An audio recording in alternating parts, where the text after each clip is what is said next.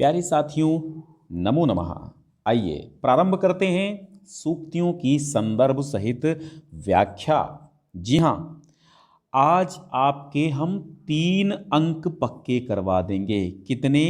3 अंक। क्यों? क्योंकि 1 अंक का आता है संदर्भ और 2 अंकों का संस्कृत सूक्ति की व्याख्या आती है।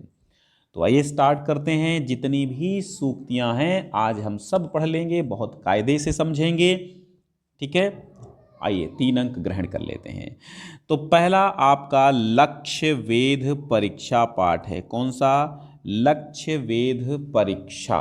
ठीक है, पहली सूक्ति आपकी है न एतत् शक्यम त्वया वेद्धुम लक्ष्यम इति एव कुत्सयन्। ठीक, कुत्सयन। अब कुत्सयन का अर्थ क्रोधित होकर के।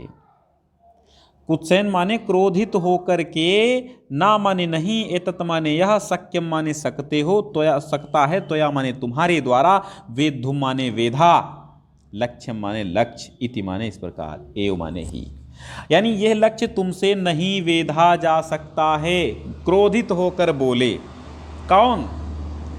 तो आप संदर्भ लिखेंगे कि प्रस्तुत सूक्ति महर्षि वेद व्यास द्वारा रचित, महाभारत से संकलित पाठ्य पुस्तक संस्कृत पद पीयूषम के लक्ष्य वेद परीक्षा नामक पाठ से अवतरित है।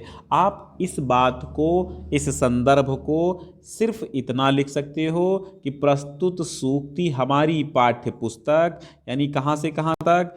यहाँ से, प्रस्तुत सूक्ति हमारी पाठ्य पुस्तक संस्कृत पद पीयूषम के लक्ष्य वेद परीक्षा नामक पाठ से अवतरित है, तब भी आपका मान लिया जाएगा सही। ठीक है, पूरा लिखें तो ज़्यादा बेहतर रहेगा। अब आप अर्थ लिख दीजिएगा। हालांकि अर्थ का लिखने का कोई प्रावधान नहीं है, लेकिन आप लिख देंगे, कोई दिक्कत नहीं है। तो आप अर्थ लिखेंगे, इसका जो भी अर्थ है, ये लक्ष्य तुमसे वेधा नहीं जाता। जब आप सूक्ति का और श्लोक का अर्थ जान लेंगे तभी आप सूक्ति की व्याख्या कर पाएंगे। सूक्ति की व्याख्या का मतलब है संपूर्ण श्लोक की ही बात को रखना, है ना। सूक्ति तो है, लेकिन सूक्ति में अधूरी बात हुआ करती है, उसको हम पूरा करेंगे श्लोक की पूरी व्याख्या करने के बाद। चलिए, तो हम यहां पर लिखेंगे कि युधिष्ठिर को फटकारते हुए द्रोणाचार्य जी कहते हैं कि यह लक्ष्य तुमसे वेधा नहीं जा सकता। क्योंकि, कारण क्या है? क्योंकि तुम चंचल प्रवृत्ति को हो, तुम चंचल प्रवृत्ति के हो, तुम उधर ध्यान नहीं दे रहे हो, इसलिए एकाग्रचित नहीं हो, अतः इस लक्ष्य की प्राप्ति नहीं हो सकती। तुम इस लक्ष्य को वेध नहीं सकते क्योंकि तुम क्या हो? एकाग्रचित नहीं हो। बस आप व्याख्या कर देंगे। अगली सूक्ति देखिए। अगली सूक्ति है शिरः पश्याम भासस्य न गात्रम इति सह अब्रवीत।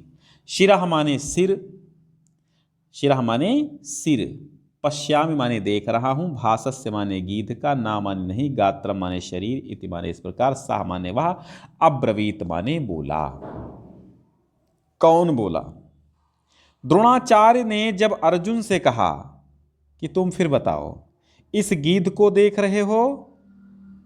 तब अर्जुन ने कहा, मैं गीध के सिर को देख रहा हूं, न मैं आपको देख रहा हूं, न मैं गीध को देख रहा हूं, न मैं शाखा को यानी कि उस डाली को देख रहा हूं, उस वृक्ष के अग्रभाग को देख रहा हूं।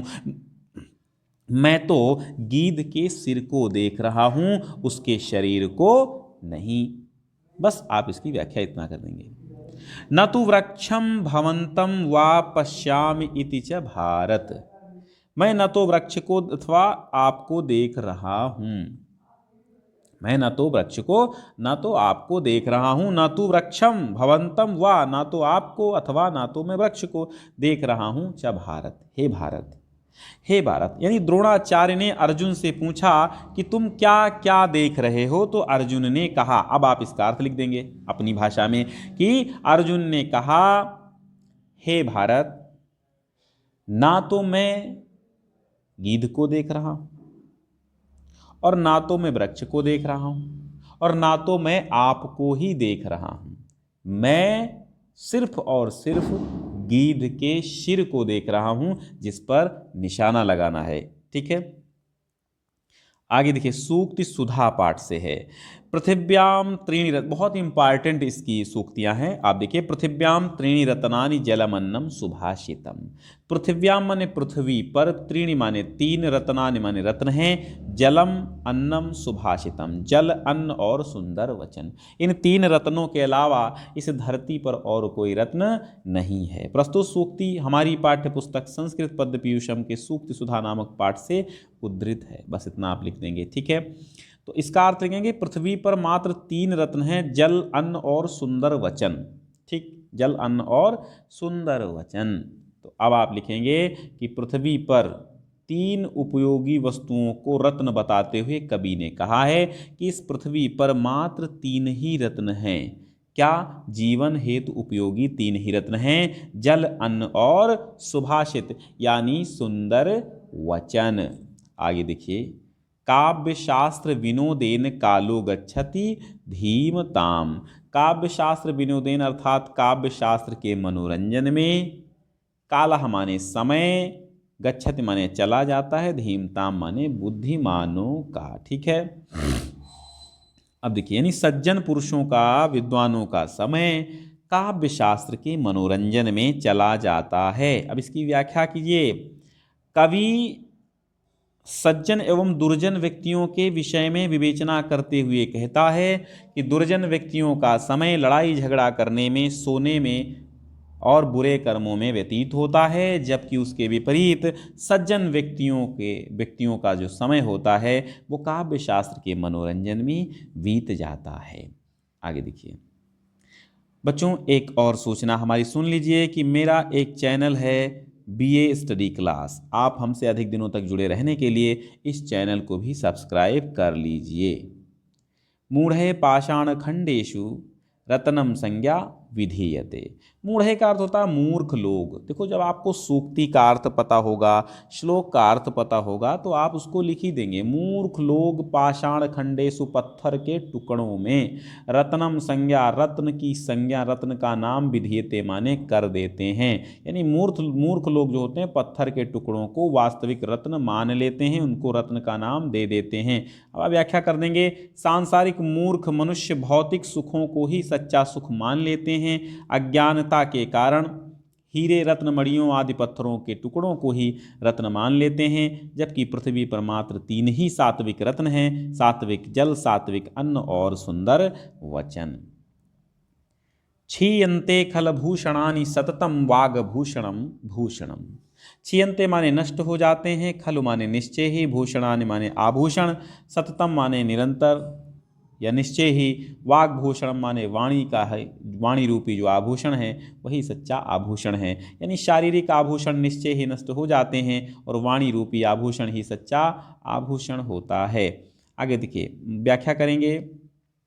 मनुष्य स्वयं को आकर्षित दिखाने हेतु विभिन्न प्रकार के भौतिक आभूषण धारण करता है, परंतु सारे आभूषण निश्चित रूप से एक दिन नष्ट हो जाते हैं और वाणी ही सच्चा आभूषण है जो नष्ट नहीं होता। अगली सूक्ति देखेंगे। भाषासु मुख्या मधुरा दिव्या गीर्वाण भारती। भाषासु मुख्या मधुरा दिव्या गीर्वाण भारती। भाषाओं में मुख्य मधुर और दिव्य, भाषाओं में मुख्य मधुर और दिव्य। ठीक है, भाषाओं में मुख्य मधुर और दिव्य कौन सी है? संस्कृत भाषा है। क्या है? संस्कृत भाषा। तो हमारी सूक्ति क्या कहती है? भाषाओं में मुख्य मधुर दिव्या गीर्वाण भारती। तो इसका मतलब है, ये संदर्भ आप पहले लिख लीजिए, दूसरे पाठ का है। कौन से पाठ का है आप जानते हैं। प्रस्तुत सूक्ति हमारी पाठ्य पुस्तक संस्कृत पद्य पीयूषम के सूक्ति सुधा नामक पाठ से उद्धृत है। अब आप व्याख्या करेंगे कि सूक्ति में सुंदर कथन का वर्णन करते हुए देववाणी संस्कृत भाषा के महत्व का वर्णन किया गया है कि संस्कृत भाषा संपूर्ण भाषाओं में मधुर एवं सरस है, इसे देववाणी कहा गया है। अगली सूक्ति कहती है कि पुत्रो नयः पंडित मंडला अग्रणी, यानी वह पुत्र नहीं है जो विद्वानों की मंडली में, विद्वानों के सभाओं में अगुआकार न हो, अग्रणी न हो। यानी अब बाकी वही इसमें सुयोग्य पुत्र की पहचान स्पष्ट की गई है। संदर्भ वही रहेगा कि संसार में कोई भी पुत्र विद्वानों द्वारा सम्मानित होकर ही अपने पिता एवं कुल को यश प्राप्ति करा सकता है। यदि पुत्र विद्वानों की सभा में अग्रणी नहीं है तो पिता को कोई धन, यश, कीर्ति पुत्र नहीं प्राप्त करा सकता, तब ऐसा पुत्र न होने के ही समान होता है। फिर अगली सूक्ति कहती है कि वाण्य का समलंकरोति पुरुषम या संस्कृता धार्यते। वाणी एका अर्थात एक वाणी ही है जो समलंकरोति माने अलंकृत करती है, पुरुषम माने पुरुष को, या संस्कृता धार्यते जो धारण की जाती है। ठीक है, जो संस्कृता संस्कार रूपी संस्कार स्वरूप धारण की जाती है वो वाणी ही है जो अलंकृत करती है, पुरुष को सजाती है। ठीक है, कवि ने इस सूक्ति में मनुष्य के लिए सबसे उत्तम आभूषण वाणी को ही बताया है। वाणी मनुष्य के लिए एक आम रत्न है जो जहाँ चाहे धारण कर सकता है। मनुष्य अपनी वाणी रूपी रत्न को सब जगह दैदीप्यमान कर सकता है। अब आप देखिए, वाणी के कारण लता मंगेशकर, वाणी के कारण मोहम्मद रफ़ी, मोहम्मद अजीज़, ना जाने कितने, उदित नारायण, किशोरदा, कितने अब पुराने लोग जो नहीं हैं इस दुनिया में, लेकिन हम लोगों के बीच उनकी वाणी है। और जब तक वाणी रहेगी तब तक वे अमर रहेंगे और अपना सच्चा आभूषण हम सबके बीच में पिरोकर चले गए। वो कभी नष्ट नहीं होता है। क्या? वाणी। इसीलिए सभी आभूषणों में श्रेष्ठ आभूषण क्या है? वाणी ही है। आगे देखिए, वसुमती पतिनानु सरस्वती। कहने का मतलब ये है कि पृथ्वीपति राजा के द्वारा भी सरस्वती नहीं छीनी जा सकती। वसुमती पतिना माने राजा, नु सरस्वती माने सरस्वती, यानी विद्या, यानी ज्ञान। विज्ञान जो होता है, जो विद्या होती है, वो पृथ्वीपति जो संपूर्ण पृथ्वी का मालिक राजा होता है उसके द्वारा भी नहीं छीना जा सकता। और सर्वशक्ति राजा निरंकुश होता है। वो किसी का सर्वस्व छीन सकता है किंतु वो भी किसी के ज्ञान विद्या को छीनने में असमर्थ हो जाता है। आगे देखिए, लक्ष्मी न याचक दुख हारिणी। वो लक्ष्मी लक्ष्मी नहीं है, वो लक्ष्मी नहीं है, अर्थात वो धन नहीं है जो याचक माने मांगने वाले के दुख को हरने वाला न हो। ठीक, जो लक्ष्मी याचक के दुखों को दूर करने में असमर्थ है वो क्या है? वो व्यर्थ है। वो लक्ष्मी नहीं है, वो बेकार है। आगे देखिए, विद्यार्थी चर्या से आपकी सूक्तियां ली गई हैं। विद्यार्थी चर्या से अब देखिए, एकाकी ही चिंत्य यानो ही परम श्रेयो अधिगच्छति। एकाकी माने अकेले। तो प्रस्तुत सूक्ति मनुस्मृति में संकलित हमारी पाठ्य पुस्तक संस्कृत पदपीयूषम के विद्यार्थी चर्या नामक पाठ से अवतरित है। इसमें कल्याण प्राप्ति का उपाय विद्यार्थी को बताया गया है। यानी एकाकी माने अकेले, चिंत्यानो माने चिंतन करता हुआ, परम माने महा, श्रेय माने कल्याण को, अधिगच्छति माने प्राप्त होता है, परम कल्याण को प्राप्त होता है। यानी जिसका मन एकाग्र होता है वो उचित और अनुचित को भी अच्छी प्रकार समझ लेता है, अनुचित को त्याग कर उचित को अपनाता है, जिससे फल की सिद्धि तो होती है, साथ ही आनंद की भी अनुभूति होती है। मन की एकाग्रता के लिए एकाकी यानी चिंतन की आवश्यकता होती है। अर्थात जो व्यक्ति एकाकी चिंतन करता है, अकेला चिंतन करता है, उसका मन एकाग्र हो जाता है और ऐसा व्यक्ति परम कल्याण को प्राप्त करता है। सर्वम परवशम दुखम सर्वम आत्मवशम सुखम। यानी सब कुछ जो परवश में है, दूसरों के जो वश में है वही तो दुख है, और जो कुछ अपने वश में है वही सुख है। तो प्रस्तुत सूक्ति मनुस्मृति से संकलित हमारी पाठ्य पुस्तक संस्कृत पदपीयूषम के विद्यार्थी चर्या नामक पाठ से उद्धृत है। इसमें सुख और दुख के लक्षण बताए गए हैं। यानी जो व्यक्ति पराधीन होता है, सर्वम परवशम सुखम दुखम, ठीक है, जो व्यक्ति पराधीन होता है वो अपने मन के अनुसार कार्य नहीं कर पाता और इससे उसका आत्मविश्वास डगमगा जाता है, वो हतोत्साहित हो जाता है। इसका परिणाम होता है दुख। पराधीन व्यक्ति को चाहे कितना ही दुख और ऐश्वर्य क्यों न मिल जाए, परंतु हीन भावना के कारण वो दुख का ही अनुभव करता है। इसके विपरीत जो स्वतंत्र है वो सब प्रकार से सुख का अनुभव करता है। यानी जो कार्य जो अपने वश में है, मान लो हमारे पास साइकिल है तो वह हमारी है, अपने वश में है, तो हम साइकिल से चले जाएंगे, पैदल नहीं चलना पड़ेगा। और अगर हमारे पास नहीं, दूसरे के पास साइकिल है, तो ये समझ लो एक प्रकार से दुख है, क्योंकि वो हमारी नहीं है। तो अपने कार्य को स्वतंत्रता से करने के कारण उस व्यक्ति में आत्मविश्वास उभरता है और इसका परिणाम होता है सुख। अतः पराधीनता में दुख है तथा स्वाधीनता में सुख होता है। कहा भी गया है पराधीन सपने हो सुख नाही। तीसरी सूक्ति कहती है सत्यम ब्रूयात प्रियम ब्रूयात न ब्रूयात असत्यम अप्रियम। यानी सत्य बोलो, प्रिय बोलो और ना बोलो क्या, सत्य बोलो, प्रिय बोलो और ना बोलो क्या, असत्य, यानी झूठ, अप्रिय, झूठ अप्रिय। ठीक है। कहने का मतलब यह है कि सत्य बोलो, प्रिय बोलो, परंतु जो ब्रूयात असत्यम, ब्रूयात सत्यम अप्रियम, यानी ना बोलो क्या, जो झूठ, जो सत्य अप्रिय हो, यानी कड़वा सत्य मत बोलो। सत्य बोलो, प्रिय बोलो, लेकिन कड़वा असत्य ना बोलो। मनुस्मृति से संकलित ये यानी कि विद्यार्थीचर्या नामक पाठ से है। अपने सामाजिक और आध्यात्मिक जीवन को सफल बनाने के लिए मनुष्य को विभिन्न व्यक्तियों के संपर्क में आना पड़ता है। समाज है, तमाम प्रकार के व्यक्ति यहाँ आते हैं और विचारों का आदान प्रदान होता है वाणी के माध्यम से, भाषा के माध्यम से। तो जीवन को सुखमय बनाने के लिए मनुष्य को सदैव सत्य बोलना चाहिए, परंतु वो सत्य भी प्रिय होना चाहिए। ऐसा न हो कि किसी को वो कड़वा लगे, ऐसा सत्य मत बोलो। अगली कहते हैं कि अभिवादनशील से नित्यम वृद्धोपसेविनः। अभिवादनशील और नित्य प्रति वृद्धों की सेवा करने वाले के चार चीज़ें बढ़ती हैं। चत्वारि माने चार, तस्य वर्धन्ते उसकी बढ़ती हैं आयु विद्या यश और बल। ठीक, आयु विद्या यश और बलम, आयु विद्या यश और बल बढ़ती हैं। यानी विद्यार्थी को अपने दैनिक जीवन में चाहिए कि गुरुजनों की, वृद्धों की सेवा करनी चाहिए, और यही निर्देश उन्हें दिया गया है, क्योंकि उनकी सेवा करने वाले विद्यार्थी की आयु विद्या यश और शक्ति, चार वस्तुएं निरंतर बढ़ती रहती हैं। न, अब अगली बात कही गई कि न स्नानम आचरेत भुक्त्वा, और न अतुरो न महानिशि। अतुरो है, ठीक है, मतलब न स्नानम माने स्नान करने, मतलब न स्नानम आचरेत, स्नान नहीं करना चाहिए। भुक्त्वा माने खाने के पश्चात, खा करके, खाना खा करके स्नान नहीं करना चाहिए। ना अतुरो, और न रोगी होने पर, और न ही महानिशि माने आधी रात में।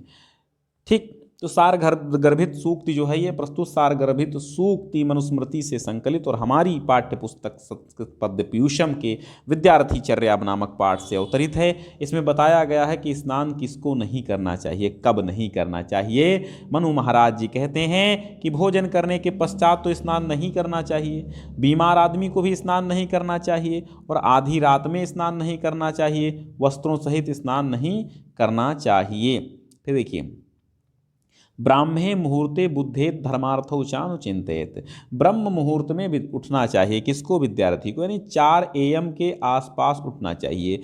ब्रह्म मुहूर्त में विद्यार्थी को उठना चाहिए, धर्म और अर्थ के विषय में चिंतन करना चाहिए, धर्म और अर्थ का विचार करना चाहिए। इस सूक्ति में यही बताया गया है कि विद्यार्थी को ब्रह्म मुहूर्त में जागना चाहिए, धर्म और अर्थ का विचार करना चाहिए, और अन्य उपयोगी बातों का भी ध्यान करना चाहिए। फिर देखो लिखा है शतम वर्षाणि जीवति, 100 वर्षों तक जीवित रहता है। कौन, कि यानी आपने पढ़ा ना, सर्वलक्षणहीनो अपि यह सदाचारवान नरा। जो व्यक्ति सभी लक्षणों से हीन भी है, सदाचारी है, लक्षण उसके अच्छे नहीं है लेकिन वो सदाचारी है, श्रद्धावान है, श्रद्धालु अनसूयश्च शतम वर्षाणि जीवति, यानी दूसरों के गुणों में दोष नहीं ढूंढता है, वो सैकड़ों यानी 100 वर्षों तक जीता, सैकड़ों नहीं 100 वर्षों तक जीता है। अब गीतामृतम से लिया गया सूक्ति, कर्मंडे व अधिकारस्ते माँ फलेषु कदाचन, यानी कर्मंडे, कर्मणि एव, कर्म में ही, अधिकार हते, तुम्हारा अधिकार है, माँ फलेषु कदाचन, फल में कभी नहीं।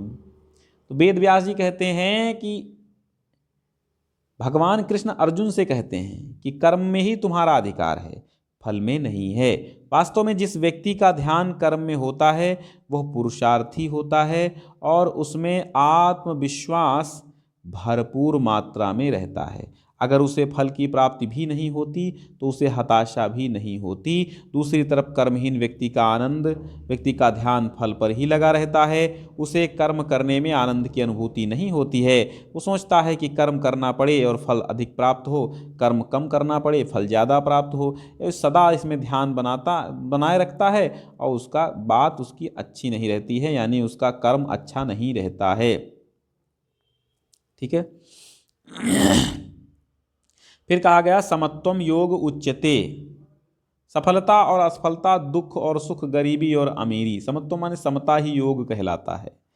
ठीक है, यानी सब में समान भाव से रहना चाहिए, और इसी समत्व को ही क्या कहा गया है, इसी समता के भाव को ही क्या कहा गया है, योग कहा गया है। क्या कहा गया है, यानी सुख और दुख में जो व्यक्ति दुख में हताश नहीं होता और सुख में अहंकारी नहीं होता, समत्व भाव वाला होता है, ऐसा व्यक्ति ज्ञानी होता है। और वो दुख के बाद अनिवार्य रूप से सुख पाता है, सुख के बाद अनिवार्य रूप से दुख आता है। फिर दुख और सुख को समान भाव में, भाव क्यों न रखा जाए, कृष्ण भगवान इस समत्व भाव को योग कहते हैं, क्योंकि वो कहते हैं जिस जो जो जो अगर समत्व भाव रखता है वही योग है, वही एकाग्र मन वाला है। इसीलिए समत्व भाव से युक्त हो सकता है, और जो समत्व भाव से युक्त है वही समता को ही, समत्व भाव को ही योग कहा गया। बस आपको इतनी बात समझना है, समत्वम योग उच्यते, समता के भाव को ही योग कहा गया। श्रद्धावान लभते ज्ञानम,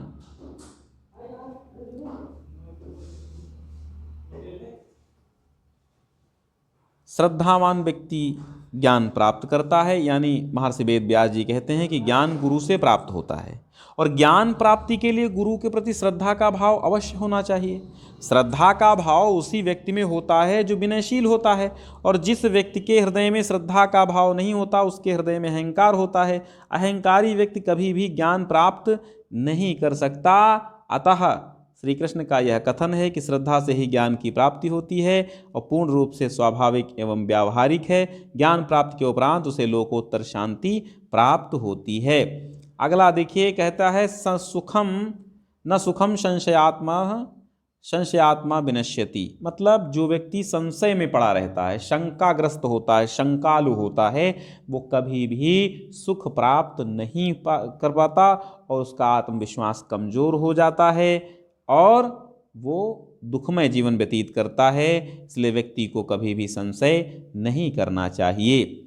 योगस्थः कुरु कर्माणि, योगस्था माने योग में स्थित रहकर, योगस्था माने योग में स्थिर रहकर, कुरु माने करना चाहिए, कर्माणि माने कर्मों को, संग त्यक्त्वा धनंजया, और आसक्तियों को त्याग देना चाहिए। भगवान श्री कृष्ण अर्जुन से कहते हैं कि हे अर्जुन, तुम योग में स्थिर रहकर कर्म करो, फल के प्रति मोह छोड़कर, सफलता एवं असफलता में समान रूप से समान भाव रखते हुए कर्म करो, क्योंकि सफलता असफलता हान लाभ जीवन मरण समानता का भाव ही योग कहलाता है। ठीक है, अगला देखिए, निर्वैरः सर्वभूतेषु यः स मामेति पांडवः। तो यह जो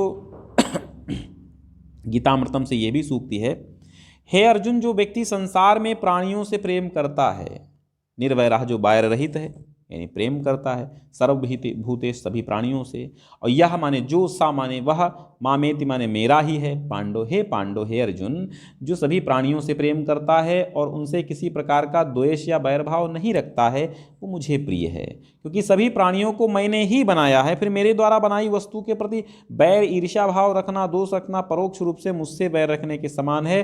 तब ऐसा व्यक्ति मुझे प्रिय क्यों होगा? संसार में जो कोई भी व्यक्ति चाहता है कि क्या उस पर मेरी कृपा बनी रहे, तो उसे अपने मन से ईर्ष्या द्वेष की भावनाओं को निकाल देना चाहिए। एक थोड़ी सी सूचना, कक्षा 10 और 12 के लिए सभी के लिए मैंने प्लेलिस्ट बना रखी है। आप सभी लोग चैनल पर जाकर इस प्लेलिस्ट का भरपूर मात्रा में फ़ायदा उठाएं। कक्षा 10 की प्लेलिस्ट यहाँ पर बनी हुई है, आप जल्द से जल्द जाएं और कक्षा 10 की पूरी प्लेलिस्ट देखें, अपना सिलेबस पूरा करें और बहुत अच्छे अंक लेकर के आएँ। अंतिम सूक्ति आपके लिए मैं लेकर के आया हूँ। अंतिम सूक्ति देखिए, अंतिम सूक्ति कहती है कि ज्ञानम लब्ध्वा पराम शक्तिम अचिरेण अधिगच्छति श्रद्धावान लभते ज्ञानम।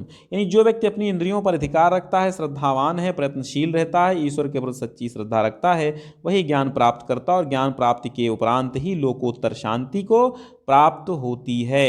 अब थोड़ी सी सूचना यह है कि अगर आप हिंदी की तैयारी कर रहे हैं तो हाई स्कूल की हिंदी पूरी प्लेलिस्ट आपके लिए बनी हुई है। 132 वीडियोस हैं और लगभग और भी वीडियोस ऐड होते रहेंगे आपके इसमें।